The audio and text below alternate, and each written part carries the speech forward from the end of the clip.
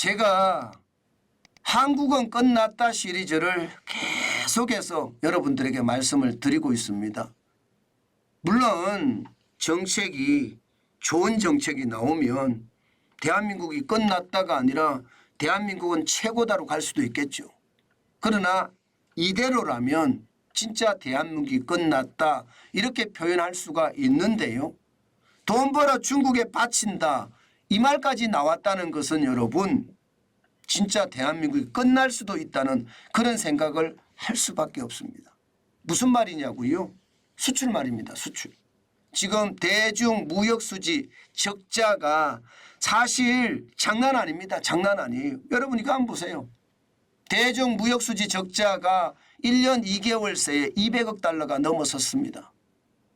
예, 과거 중국은요 대한민국의 달러 밭이라고 했습니다. 지금은 반대예요. 대한민국이 중국의 달러 밭이 돼버리고 말았습니다. 우리가 수출을 열심히 했는데 어떻게든 무역흑자를 내려고 노력하는데 이렇게 무역흑자를 내도 지금 중국에다 다 갖다 주는 꼴이 된다는 뜻이에요. 제가 오죽했으면 돈 벌어 중국에 바친다 이런 표현을 썼겠습니까? 205억 5,800만 달러를 지금 계속 적자를 내고 있으니까 말입니다. 그만큼 말입니다. 대중무역관계는 그 어느 때보다 어렵다 이렇게 이야기할 수 있습니다. 실질적으로 보시면 말입니다. 이게 진짜 장난이 아니에요. 지금 이 그래프에서 보면 2013년에 대중무역수지가 628억 지금 1,000만 달러까지 우리가 이익을 냈어요. 달러 밭이었잖아요. 2017년에도 442억 5천만 달러 2021년에도 242억 8천만 달러였습니다. 무려 2022년 12억 5천만 달러까지 좀 떨어졌긴 했지만 그래도 플러스였습니다. 2023년 보세요. 180억 2,900만 달러의 적자입니다. 2024년 올해 들어서도 25억 2,900만 달러의 적자. 합쳐보니까 205억 5,800만 달러의 적자예요. 이것을 보면 여러분 과거에는 중국이 대한민국의 달러 밭이었는데 지금은 대한민국이 중국의 달러 밭이 된다. 이렇게 생각할 수가 있잖아요. 그만큼 충격적인 숫자가 지금 벌어진다는 거예요. 돈 벌어서 중국 다 갖다 준다고 해도 과언이 아닙니다. 여러분 보세요. 우리가 연도별 무역수지를 보면 말입니다. 2023년 99억 7천만 달러의 적자입니다. 2022년에는 7억 8천만 달러의 적자지만 올해도 말입니다. 올해도 지금 현재까지는 12억 3,300만 달러의 적자지만요. 문제는 이 적자가 이렇게 계속 난다는 사실이에요. 지금 중국과의 관계에서 다 적자를 낸다는 거잖아요. 더 크다는 이야기잖아요. 2023년만 두고 보세요. 2023년에 대한민국은 99억 9천만 달러의 적자를 냈습니다. 그런데 대중은요. 180억 2,900만 달러의 적자. 돈 벌어서 중국에 갔다가 다 주는 거 맞죠? 틀리는 거 아니죠? 저는 올해도 그럴 가능성이 점점 커진다고 보는 겁니다. 올해도. 지금 이대로라면 지금 돈 벌어서 중국에 또 갖다 주는 그런 상황이 계속 펼쳐질까 사실은 굉장히 두렵습니다. 그만큼 말입니다. 중국의 상황이 지금 굉장히 나빠졌다는 이야기예요. 지금 연도별로 보더라도요. 연도별로도 이게 장난이 아닙니다. 여러분 이거 한번 보세요. 연도별로 보더라도 지금 2022년에 12억 5천만 달러의 흑자를 냈다고 했잖아요. 2023년엔 적자예요. 2024년에도 지금 이게 회복이 안 돼요. 계속 적자로 가고 있습니다. 계속 적자로. 야, 진짜 심각하죠. 아마 이 그래프를 보고 심각하지 않다고 이야기하는 사람은 저는 없을 거라고 봅니다. 그만큼 상황이 진짜 어렵구나. 대한민국의 상황이 이렇게까지 어려워졌느냐. 아마 다 느끼실 거예요. 이 정도까지 가리라고 어느 누가 생각을 했겠습니까? 그런데 현실이에요. 현실. 그만큼 말입니다. 중국의 상황 지금 그 어느 때보다 열악해졌다. 그런데 이게 외교의 문제냐? 많은 사람들은 그렇게 이야기해요. 이거 외교의 문제 아니냐. 윤석열 정부가 외교를 못하기 때문에 그랬던 것 아니냐. 아닙니다. 이건 외교의 문제가 아니라 이제는 기술력의 문제라고 이야기할 수가 있습니다. 사실 중국의 성장은요. 여러분 알다시피 굉장히 빠른 속도로 성장을 했습니다. 기술력 자체가 굉장히 빠르게 나아진 거 아시잖아요.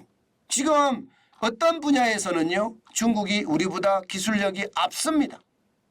저는 그런 것을 감안을 해보면 결국 최악의 상태가 점점 크게 된다 이런 생각 저는 하게 되는 거예요. 이게 개선될 여지가 그렇게 많지 않다는 뜻이랍니다.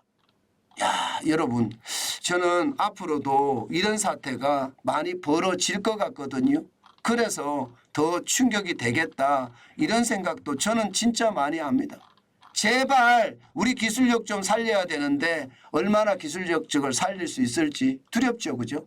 예. 게다가 말입니다. 대중 수출은 회복 기미가 보이지 않습니다. 회복 기미가 보이지 않는 것이 이미 기술력으로 굉장히 많이 딸려가는 추세니까 그럴 수밖에 없겠죠. 기술력이 많이 딸려가는 추세니까. 그러니까 이게 시장에서 많은 분들이 걱정을 하는 겁니다. 과연 중국의 문제가 이게 개선이 될 것인가? 저는 개선되기 힘들다. 결국은요, 이제 중국과 차별화된 확실한 어떤 방법이 나오지 않는 한 더 힘들어지겠다. 저는 그런 생각을 하는 겁니다. 아마 정환진 TV를 보시는 분들은 어느 정도까지는 예상을 하고 계셨을 겁니다. 그 정도로 상황이 점점 악화되는 것 저는 당연하다고 생각을 합니다. 지금 2024년 2월에 대중 수출이 마이너스 12.8%까지 늘어났잖아요. 예, 이것이 말입니다. 결국에는 최악의 수순 밟아갈 수밖에 없겠구나. 저는 그런 생각합니다. 이게 옛날에는요. 중국의 기술력이 딸렸기 때문에 반도체를 중심으로 해서 대한민국에서 굉장히 많이 수입을 해갔지만 게다가 중간재도 여러분 알다시피 많이 수입을 해갔어요. 그런데 지금이 어디 그러냐요. 지금은요. 이제는 대한민국이 없어도 된다 이렇게 생각할 정도로 지금 중국은 좋아졌다는 거예요. 참 어떻게 생각하면 힘들게 벌어서 중국에 바치는 꼴이 돼버렸으니까 이게 충격이라고 저는 말씀드릴 수 있을 것 같아요. 와, 참 안타깝죠. 안타깝습니다. 게다가 말입니다. 저는 이 기회가 지금 중국과 우리의 문제, 중국의 기술력의 발전과 또 우리의 어떤 저가 파산 공세에 대한 피해 이런 것들이 동시에 시장에 저는 먹힌다고 보거든요. 그렇기 때문에 여러분 저는 강력하게 준비해 나가야 되겠다. 저는 그런 생각도 진짜 많이 합니다. 실질적으로 말입니다. 수출 다변화를 꾀해야 돼요. 그렇지 않으면 우리는 살 길이 없을 수도 있습니다. 제가 자꾸 이렇게 말씀드리는 데는 실제로 중국의 기술력이 너무나 많이 따라왔기 때문이에요. 한중 기술 수준 평가를 해보면 현재까지 나와 있는 지표를 가지고만 본다고 했을 때 말입니다. 여러분 지금 보세요. 거의 동등한 수준이에요. 2020년 기준으로. 2020년 기준으로. 지금 미국을 100으로 봤을 때 대한민국과 중국의 차이가 없습니다. 그 정도로 말입니다. 지금 상황이 열악하다. 앞으로 중국하고 우리하고의 경쟁은 이게 어쩔 수 없는 경쟁이고요. 이 경쟁을 타파할 수 있는 방법은 한 가지입니다. 초격차 기술을 개발을 하는데 정부가 뒷배가 돼주고요. 기업은 앞에서 치고 나가면서 기술을 개발해서 절대 중국이 따라오지 못할 그런 기술을 개발해 가는 것 저는 굉장히 필요하다고 봅니다. 그렇지 않고는요. 앞으로도 더 큰 고통을 겪을 수도 있다. 그 말씀 제가 꼭 강조하고 싶습니다. 게다가 수출 다변화도 굉장히 빠른 속도로 취해야 됩니다. 그렇지 않고 이대로 가만히 있다가는요. 큰 코를 다칠 수도 있다. 그 말씀 강조합니다. 돈 벌어서 지금 중국에 갖다 바치는 것 이제 그만해야 되지 않을까요? 작년 1년이면 충분했습니다. 이제 올해부터는 다시 중국을 달러 밭으로 만드는 그런 거대한 개혁에 착수를 해야 된다. 저는 그렇게 봅니다.